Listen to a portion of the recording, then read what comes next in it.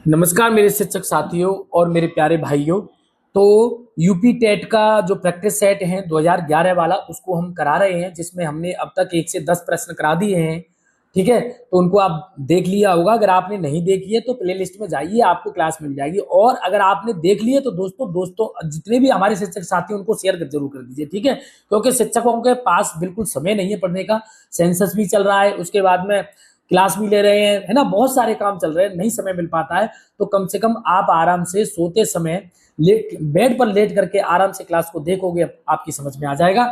तो दोस्तों इसमें 30 क्वेश्चन है। 2011 का परीक्षा है, जो गणित के 30 क्वेश्चन है, प्राइमरी वाला 1 से 5 तक जो परीक्षा है क्लास है, उसके लिए हमने उसमें से 10 क्वेश्चन करा दिए हैं।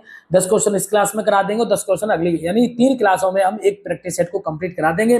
और 2019 तक के जितने प्रैक्टिस सेट हुए, अब तक पेपर हुए यूपी टेट के, उन सबको करा के चलेंगे। उसके बाद में एमपी टेट के, सी टेट के, छत्तीसगढ़ टेट के सारे करा देंगे, जिससे आपको दिक्कत नहीं है। ठीक है, चलिए दोस्तों, तो आज की क्लास का पहला सवाल शुरुआत करते हैं। सवाल नंबर, तो देखिए दोस्तों, यहाँ पर हम देखेंगे तो ये कितना है 64। और यहाँ पर देखेंगे दोस्तों, यहाँ पर कितना है, क्यू लगा हुआ, इसे घनमूल बोलेंगे, इसे वर्गमूल बोलेंगे। ये भी दोस्तों कितना है, 64 है। क्लियर हुआ? तो यहाँ पर इसको सॉल्व करेंगे तो वर्गमूल का मतलब होता है 1/2 और घनमूल का मतलब होता है पावर 1/3। यानी यहाँ पर 2 का जोड़ा बनाना है, यहाँ 3 का जोड़ा बनाना है। ठीक है, तो यहाँ पर 2 का जोड़ा बनाओगे तो 8 का 8 में गुणा करने पर 64 होता है, तो यहाँ तो 2 का जोड़ा बन गया। और यहाँ पर दोस्तों 3 का जोड़ा बनाना है, तो 4 गुणा 4 गुणा 4, यानी मैं कह सकता हूँ 4 चौक 16, 16 चौके 64। तो अब दोस्तों आप देखोगे यहाँ पर 2 जोड़े बन चुके हैं। जब इसमें से वर्गमूल में 2 का जोड़ा बन गया तो ये 8 बाहर निकल जाएगा। ठीक है, और इसमें से 4 का जोड़ा 3 बार बनाना है, क्योंकि यहाँ पर 3 घात दी। अगर यहाँ पर 4 घात दी होती तो 4 जोड़ा बनानी पड़ती है ना, तो इसमें से 4 बाहर निकल जाएगा। जैसे दोस्तों 8 में से 4 घटाओगे तो कितना आ जाएगा, आंसर हमारा 4 आ जाएगा, जो कि ऑप्शन किस में नजर आ रहा है, ऑप्शन ए में नजर आ रहा है। ठीक है दोस्तों, तो चलिए अगले सवाल की तरफ चलते हैं। अगला सवाल है प्यारे साथियों, यहां पर कह रहा है कि -0.008 का घनमूल बताइए। इसका घनमूल बताना है, तो आपको परेशान होने की जरूरत नहीं है। घनमूल करने के लिए आपको क्या करना है, देखिए सबसे पहले आपको 0.2 इंटू 0.2 इंटू 0.2 कर लेना है। ठीक है, इसके सामने भी माइनस होगा, इसके सामने भी माइनस होगा, इसके भी सामने माइनस होगा। ठीक है, तीनों के सामने माइनस होगा। तो 0.2, क्योंकि यहां पर घनमूल निकालना है हमें, क्योंकि उसने घनमूल बोला है, तो 3 जोड़े बनाने पड़ते हैं। तो 3, तो -0.2 का ये जो है जोड़े में से एक बाहर निकल के आ जाएगा, तो वर्गमूल क्या होगा, हट जाएगा। तो यही हमारा आंसर है, जो कि कौन सा ऑप्शन नजर आ रहा है, ऑप्शन बी नजर आ रहा है। ठीक है, चलिए अगले सवाल की तरफ चलते हैं। चलिए दोस्तों, तो अगला सवाल दोस्तों देखेंगे। यहां पर कह रहा है 496 योग 318 का निकटतम सैकड़ा में मान क्या होगा। तो निकटतम का मतलब दोस्तों है कि कोई संख्या हमने जोड़ी, और जोड़ने के बाद में 2-4 अंक ऊपर चला जाए या 2-4 अंक नीचे चले जाए, इनमें से चारों विकल्प में से कोई निकटतम संख्या मिलनी चाहिए। जैसे मैंने 496 को दोस्तों जोड़ा और यहाँ पर 318 लिया।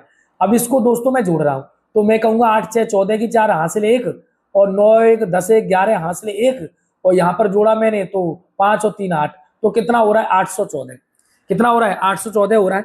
तो निकटतम हम देख रहे हैं कि निकटतम कौन सी है, 814। ये निकटतम नहीं है, ये तो पूरी पूरी संख्या है, लेकिन हमें निकटतम चाहिए। इसको देखेंगे ये निकटतम है नहीं है, इसको चाहिए नहीं, और इसको चाहिए नहीं, तो निकटतम हमारा कौन सा आंसर हो जाएगा, ऑप्शन बी हो जाएगा। वो ये नहीं कह रहा है कि जोड़ बताओ, वो कह रहा है निकटतम मान कितना है। तो हमारा निकटतम 814 के निकटतम कौन सा हो जाएगा, 800 हो जाएगा। हालांकि आंसर पूरा हमें 814 दिया है, पर उसने 814 आंसर नहीं पूछा है। ये क्वेश्चन को समझना पड़ेगा। निकटतम सैकड़ा के पूछो, तो निकटतम सैकड़ा के आंसर कौन सा होगा, हमारा 800 होगा। ठीक है, क्लियर? चलिए आगे बढ़ते हैं।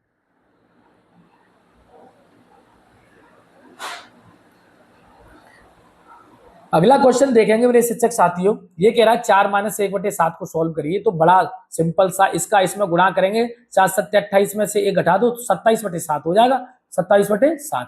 जैसे 4, इसके नीचे आप 1 मान सकते हैं, तो मैं कहूंगा 7 एकन 7। अब 7 चौके 28 माइनस 1 एकन 1। अब ऊपर घटाओगे तो ऊपर 27 और नीचे कितना है 7। अब 27 में आप 7 का करेंगे डिवाइड, तो हम कहेंगे 7 7 21। आप अब इसमें से कितना बचा 6, तो मैं कहूंगा 3 सही। जितनी बार भाग जाएगा उसे सही में लिखेंगे, और जो शेष पल बचेगा उसे ऊपर रखेंगे और जिससे भाग दे रहे हैं उसे नीचे रखेंगे।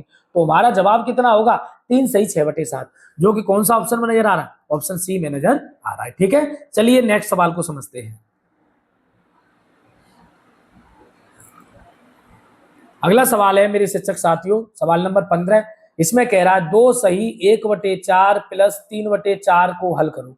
इसको हल करना है तो आपको परेशान होने की जरूरत नहीं है। इसका इसमें गुणा कर लीजिए, 4 दूनी 8 और इसको जोड़ लीजिए तो 9/4 हो जाएगा। ठीक है, और इधर कितना है 3/4, 3/4। अब देखो जब हर बराबर होते हैं तो उनमें से एक ले लेते हैं और ऊपर की दोनों संख्या को जोड़ दो तो कितना हो गया 12, और 4 से इसमें डिवाइड करेंगे तो 4 तिया 12। तो आंसर हमारा कितना हो जाएगा, 3 ऑप्शन हो जाएगा, जो कि ऑप्शन डी में नजर आ रहा है। ठीक है, चलिए आगे बढ़ते हैं। 2011 का पेपर बहुत ही ज्यादा सरल आया है, लेकिन आपको परेशान होने की जरूरत नहीं है, सारे प्रैक्टिस सेट हम करके चलेंगे। ठीक है, एक आयताकार में कह रहा है एक आयताकार टंकी की लंबाई 6 मीटर, चौड़ाई 2.4 मीटर और गहराई 1 मीटर है। आधा भरा हुआ टंकी जल का आयतन कितना होगा। तो दोस्तों हम देखेंगे कि एक कोई टंकी है, ठीक है, ये कोई दोस्तों टंकी है, ठीक है, यहाँ इसका किनारा है। टंकी देख तो लंबाई चौड़ाई ऊंचाई इसकी रहती है, तो मैं यहाँ पर लंबाई मान लेता हूँ, यहाँ पर दे रखा है 6 मीटर, लंबाई कितनी दे रखी है 6 मीटर दे रखी है। चौड़ाई भी मान लेता हूँ, ये दे रखी है इसने 2.4 मीटर, ये कितनी दे रखी है 2.4 मीटर, और गहराई या ऊंचाई कह सकते हो ये 1 मीटर दे रखी है। जब आप आयतन की बात करें दोस्तों, आयतन, तो आयतन होता है दोस्तों लंबाई गुणा चौड़ाई गुणा ऊंचाई, ये रहता है आयतन। तो तीनों की वैल्यू रख दें तो 6 गुणा 2.4 और गुणा 1। अब दोस्तों 1 का गुणा करने पर तो कोई फर्क नहीं पड़ेगा, लेकिन टंकी आधी भरी है तो इसमें 2 का भाग दे सकते हैं, टंकी आधी भरी है ना, तो हम क्या करेंगे दोस्तों 2 से इसे काट सकते हैं तो 3 बार कट जाएगा। कितनी बार कट जाएगा, 2 से इसे काटेंगे तो 3 बार कट जाएगा। देखिए अब 3 का और हम किसका गुणा करना है 3.24 और इंटू 1 इसका गुणा करेंगे तो 24 थी 72, 72 गुणा करेंगे पॉइंट एक अंक पहले, क्योंकि एक अंक पहले पॉइंट तो एक अंक पहले पॉइंट लगा दें। तो अब मीटर 3 बार गुणा करें तो घन मीटर आएगा। जब भी आयतन निकालेंगे तो सेंटीमीटर होगा तो घन सेंटीमीटर होगा, मीटर होगा तो घन मीटर होगा। तो 7.2 यानी 7.2 घन मीटर होगा, जो कि ऑप्शन कौन सा नजर आ रहा है, ऑप्शन डी नजर आ रहा है। ठीक है, चलिए अगले सवाल की तरफ चलते हैं।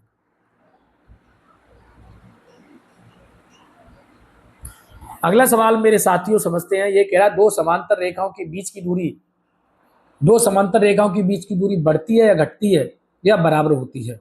तो दो समांतर रेखाओं के बीच की दूरी की दोस्तों बात करें तो आपको ये पता होना चाहिए कि जैसे मान लो कोई दो समांतर रेखाएं, ये दो समांतर रेखा हमने बना दी है, ये दोनों समांतर हैं, तो इनकी दूरी यहाँ पे भी बराबर होगी, यहाँ पे भी बराबर होगी, यहाँ पे भी बराबर होगी, यानी हमेशा बराबर रहती है। अगर मान लो असमांतर रेखा है, यहाँ दूरी कम है तो यहाँ पर क्या होती है, बढ़ती जाती है। तो इसका आंसर जब असमांतर रेखा होती तो ये जवाब होता है ना, और इधर देखें तो इधर घटती जाती है। लेकिन समांतर रेखा होने पर, समांतर रेखाओं पर किसी भी बिंदु पर अगर आप दूरी चेक करोगे तो हमेशा बराबर रहती है। तो इसका ऑप्शन कौन सा हो जाएगा, ऑप्शन सी हो जाएगा। ठीक है, ये तो नॉर्मल सा क्वेश्चन था, चलिए आगे बढ़ते हैं। अगला सवाल देखते हैं मेरे प्यारे साथियों, ये कह रहा 270 डिग्री सेंटीग्रेड माप का कोण का एक उदाहरण बताइए, ये कौन सा कोण होगा। तो दोस्तों मैं आपको बता देता हूं, पहले तीनों चीजों को समझ लीजिए, उसके बाद में आपको समझ में आएगा। देखिए अगर कोई कोण 90 डिग्री से कम है, जैसे कोई कोण है 0 से बड़ा हो और 90 डिग्री से छोटा हो, तो इसको कहते हैं न्यून कोण। न्यून कोण में दोस्तों हम कह सकते हैं 1 डिग्री से लेकर के और 89 डिग्री तक के सारे कोण न्यून कोण में आ जाएंगे। ठीक है, तो ये न्यून कोण हो गया। पहला नंबर क्या आएगा, न्यून कोण। कौन सा आ गया, न्यून कोण। न्यून कोण के लिए आपको ध्यान रखना है 1 डिग्री से लेकर के 89 डिग्री तक सारे कोण आ जाएंगे, यानी ये वाला जो फॉर्मूला है वो न्यून कोण के लिए मैंने बना दिया। दूसरा दोस्तों होगा समकोण। दूसरा कौन सा होगा, समकोण। समकोण कौन सा होता है, जो कोण बिल्कुल 90 का हो, जो 90 का कोण होगा उसे समकोण कहेंगे। बिल्कुल इस तरह से 90 का कोण होगा, जैसे कोई भी वस्तु किसी जमीन पर खड़ी है तो वो 90 के एंगल पर खड़ी है। ठीक है, तो ये तो 270 है तो ये भी नहीं होगा। तीसरा समकोण हो गया। तीसरा हो गया अधिक कोण।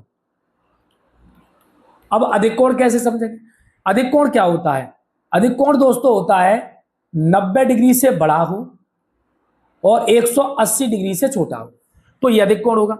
क्या न्यून कोण तो होगा नहीं, अगर मैं इसके अकॉर्डिंग देखूं तो न्यून कोण आंसर नहीं होगा, समकोण भी नहीं होगा, अधिक कोण नहीं होगा, तो फिर कौन सा कोण निकल के आएगा आपका, प्रतिवर्ती कोण। कौन सा जवाब हो जाएगा, प्रतिवर्ती कोण हो जाएगा। यहां तक आपको दिक्कत। प्रतिवर्ती कोण का मतलब होता है कौन सा, आपका बृहत्तम कोण कह सकते हो आप, क्या कह सकते हो, बृहत्तम कोण।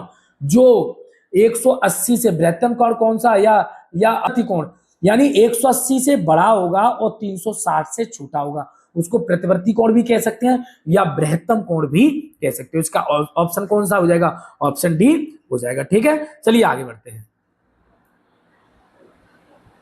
108 और 144 का लासा कितना होगा। तो जब भी दोस्तों आपको लासा ज्ञात करना है तो इस तरह से आप रख लीजिए और दोनों का लासा ले लीजिए।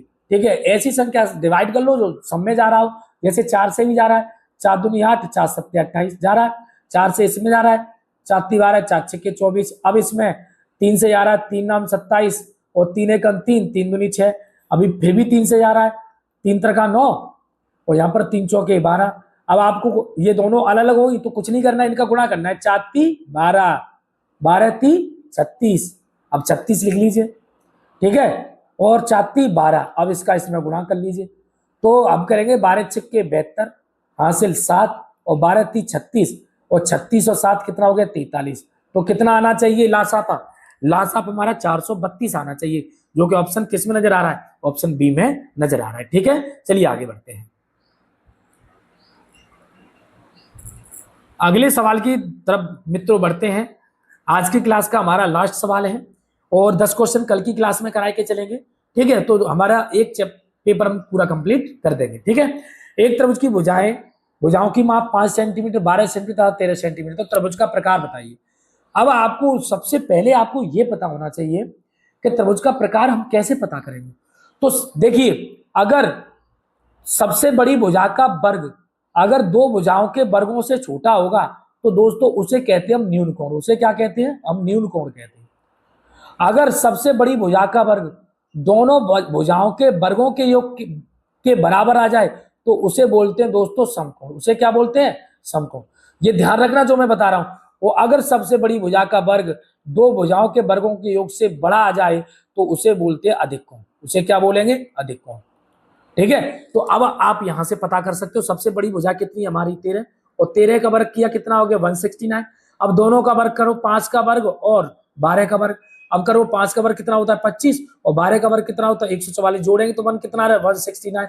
यानी हम कह सकते हैं कि 13 का वर्ग 5 के वर्ग और 12 के वर्ग के बराबर आ रहा है, यानी ये भी 169 आ रहा है और ये भी 169 आ रहा है।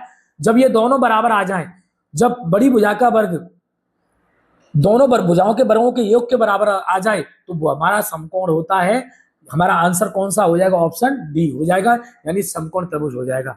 तो दोस्तों आज की क्लास आपको कैसी लगी कमेंट बॉक्स में लिख करके जरूर भेजिए और ऐसी ही वीडियो देखने के लिए हमारे चैनल को सब्सक्राइब कर लें, बेल आइकन को जरूर प्रेस कर लें। और दोस्तों आपसे गुजारिश है, जितने भी शिक्षक साथी हैं यूपी टेट की तैयारी कर रहे हैं उन सबके लिए हमारी क्लास को ज्यादा से ज्यादा भेज दीजिए। मैं सारे प्रैक्टिस सेट करा के चलूंगा, चाहे वो यूपी में आए हो, चाहे छत्तीसगढ़ में, चाहे राजस्थान में, चाहे मध्य प्रदेश में, चाहे सी टेट का हो, सभी सॉल्व करा के चलूंगा। जितने भी जो गणित का प्रैक्टिस सेट है पूरा सॉल्व कराऊंगा। तो दोस्तों हाथ जोड़ करके आपसे निवेदन है कि आप लाभ ले रहे हो, दूसरों शिक्षकों को भी लाभ मिल जाए, तो ज्यादा से ज्यादा अपने जितने भी शिक्षक साथी जुड़े हुए उन सब ग्रुप में भेज दीजिए। तो दोस्तों आज की क्लास कैसी लगी कमेंट बॉक्स में लिख करके जरूर भेजें और जो भी टॉपिक पढ़ना है आप कमेंट बॉक्स में लिख करके भेजें, मैं उस टॉपिक को करा के चलूंगा। ठीक है दोस्तों, तो दोस्तों आज के लिए इतना ही, नमस्कार।